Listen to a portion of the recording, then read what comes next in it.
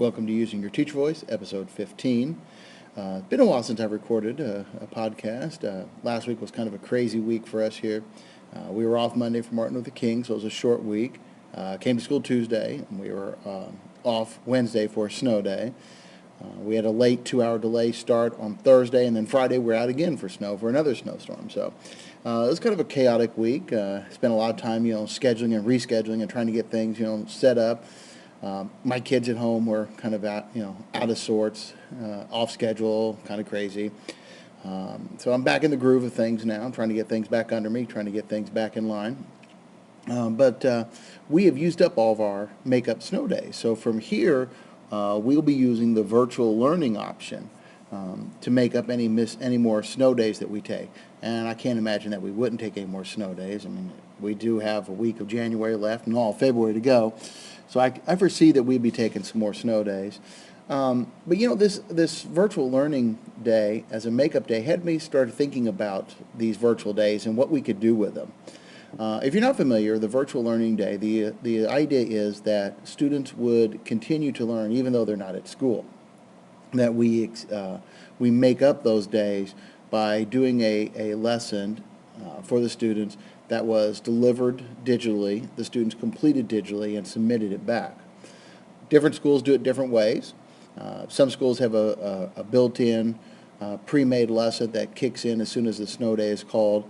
Others, teachers have a particular amount of time to post an assignment for the students that day, so that students are making up work on the day that they're actually out of school, and then the assignment's due by the time they come back to their next class.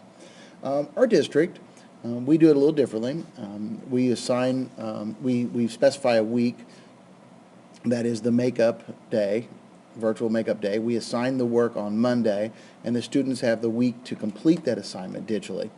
The students do it, they're counted present. They don't do it, they're counted absent for that one snow day that we had.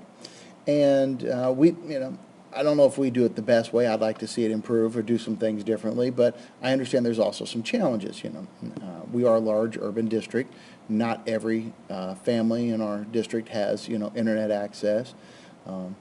Not every student has a device at home. Our upper grades, they do have a device. We are a one-to-one district. Our upper grades have a device that goes home with them, but not every, the lower grades do not, so not every student has a device to do the virtual learning options. So I understand that there are some challenges, but again, it started making me think about what could we do, if this is an option, if we as a district state that this is a good idea, that virtual learning days are valuable, are effective, are useful. It kind of has me thinking about what could we do with them. Where could we go with them? What tool? What kind of tool does this become for us? My first thought is, why are we even scheduling make-up snow days to begin with? If we've decided that we're going to use the virtual option to make up missing days, why even schedule those days? Just go, take those days off, end early or whatever. Take some different vacation days or something. I am not the teacher that is necessarily, counting down till summer vacation or when is it the weekend, I have to get out of here. I'm not that person. But I do understand that the students do need those breaks every now and then. So maybe we do keep those makeup days in there so the kids get some breaks in between.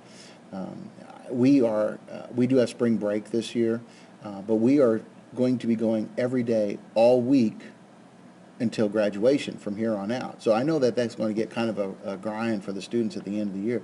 Those makeup days can be used as those kind of mental days, so to speak. Maybe we keep those in. The students don't come, but those become teacher work days. Maybe those are days where we do professional development, or we do some PLC work, we do some data collection and review, or some catch-up work. What could we use those days for as teachers? I know that there's some union rules and some issues by making those teacher-only days that would need to be worked around. But again, it's an option, because if we have the virtual day as a tool, and we're already used to scheduling those days off, what else could we do with those? It also has me thinking, could we use the virtual option to expand our course offerings? Could we be giving more classes, different classes, classes that we don't have on our regular schedule, some electives, some advanced classes? Maybe for instance, we do a blended learning environment where the students come for a face-to-face class once or twice a week, and then they have a couple virtual days. So work is posted online, kind of like a college setting. This gives the students not only the chance to take classes that we don't have in our schedule, advanced classes, electives, things like that. But it does give them some real-world skills. A lot of college classes are blended. Many face-to-face college classes are run, online, where all the assignments are online and a lot of the help is online and the assignments are online. So it gets them into that mode a little bit. And again, like I've talked about earlier, a lot of the business world is run collaboratively and asynchronously, where you are given an assignment, you are asked to work, on your own and submit stuff virtually or digitally. So, it really gets the students prepared for, their work and their career and their education. Could we use it for our enrichment or our remediation?